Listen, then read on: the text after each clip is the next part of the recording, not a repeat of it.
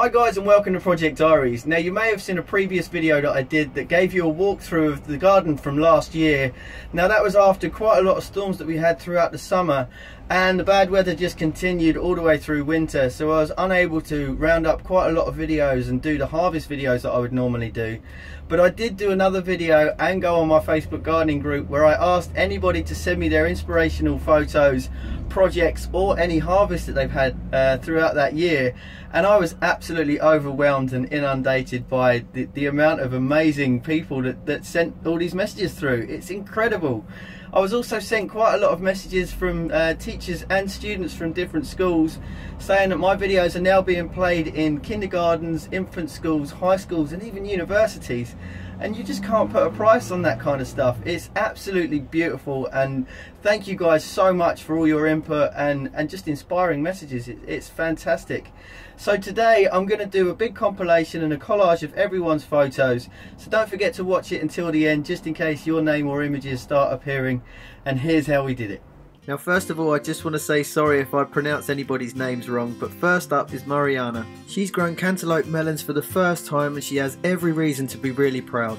Next up is Moina, and she's posted a picture of her apple tree. Now she hasn't said whether she's growing these from seed or from a dwarf rootstock, but they look absolutely fantastic. I will hopefully be doing more videos on fruit trees soon, but in the meantime I wish you all the luck with your pomegranate tree. Here's two fantastic harvest photos from Angel and Jeevna. Well done ladies, these are really impressive photos.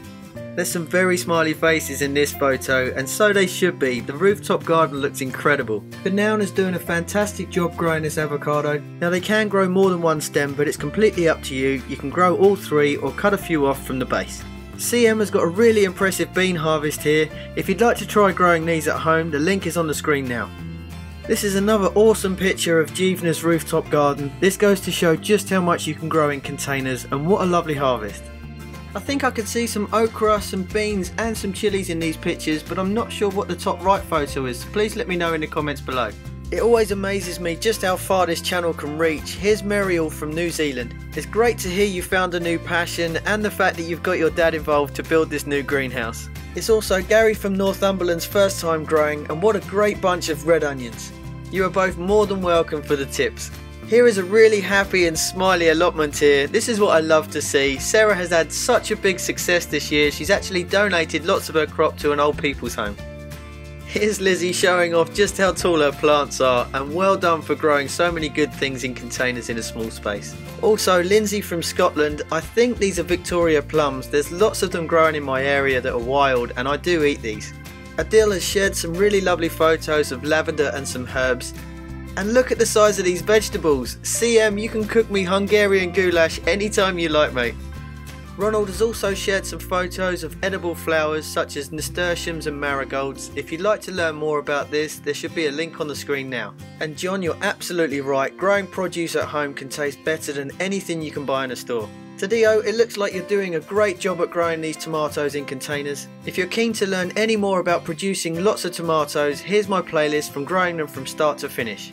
A big well done to Rick for hand pollinating his pumpkin flowers. I will hopefully be doing a video on how to do this year, as you can do the same thing for courgettes, zucchinis, pumpkins and squash. So don't forget to subscribe if you haven't already. A really good job Maud for producing these from your raised beds. And Mitchard has done a fantastic job at producing lots of tomatoes from all shapes and sizes. Cam has also tried growing this avocado for the first time, but unfortunately had an accident with the root. This should be fine, but try not to damage it anymore. Mariana is also a first time gardener, and she is going big with her raised beds. The best of luck for this year. And John has got some incredibly tasty looking raspberries. Carlitas, you're very right about the bees. We really need to start looking after our beneficial insects. Neil's got a fantastic harvest of garlic here, and I really hope your squash did well too. Nguyen, I'm not sure if that's a Vietnamese name, but you've done extremely well with your peppers. Brianda, well done for getting this far with your avocado seed, but don't worry, the cold weather won't kill it, but it will slow down the growth process. Val is also doing really well with her avocado seed. Well done to both of you. Just make sure the water is room temperature and the growth should be fine. Sydney, you've also done really well with these cucumbers, but the only way to find out is the proof is in the eating. You've also done really well growing these beets, but you haven't said how long you've been growing them for. Maybe leave them in a bit longer and up some of the fertiliser. Matty, you've also done really well, and it's great to see you're using my seed packet templates. A big well done to Kevin for producing these fantastic pumpkins. Here's some more avocados, and Alicia, don't be worried at all, these little nodules will actually turn into more roots.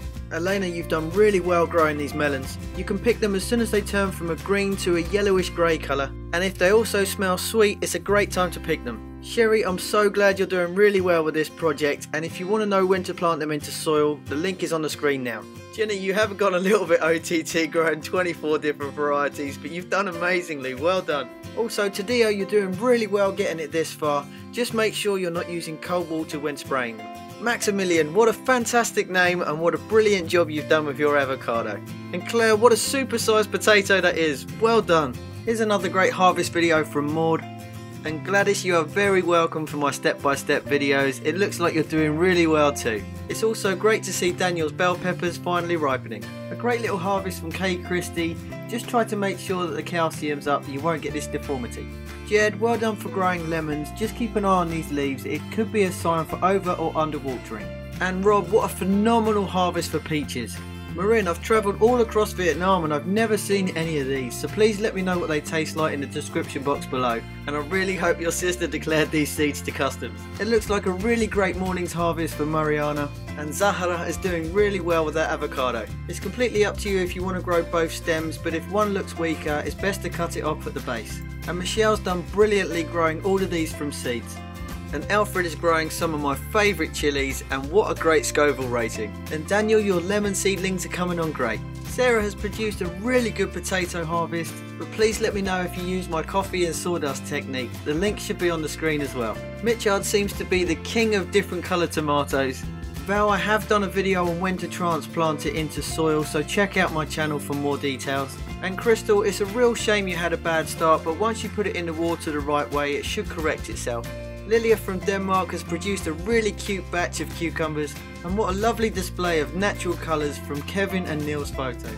Matty, it's really great to see you naming your plants. And Kate, isn't it amazing what you can regrow out of food waste? Claire has produced these lovely tomatoes from her balcony in Switzerland. I will also be doing many more videos on how to grow in containers and small spaces, so don't forget to subscribe if you'd like to see those. Mary and MD are doing incredibly well growing in the space that they've got. Adam was a brand new member at the time, and these are grapes, but it's really hard to tell which variety they are. Just wait for them to turn a dark purple and see what they taste like. A massive well done to Kate and Kimberly for producing some lovely peppers, and it's nice to see you both trying other projects. Christina has produced a phenomenal amount of harvest this year, and I can really empathise with the amount of rain and bad weather that you've had, but you should be really proud of yourself.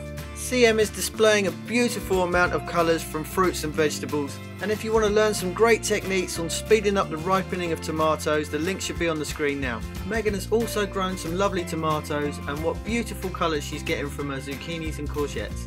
She's also grown a lovely aubergine or eggplant. I did successfully finish my eggplant video last year, and I will be uploading it soon, so don't forget to subscribe. And rounding up today's video is a huge harvest from Christina from Wisconsin.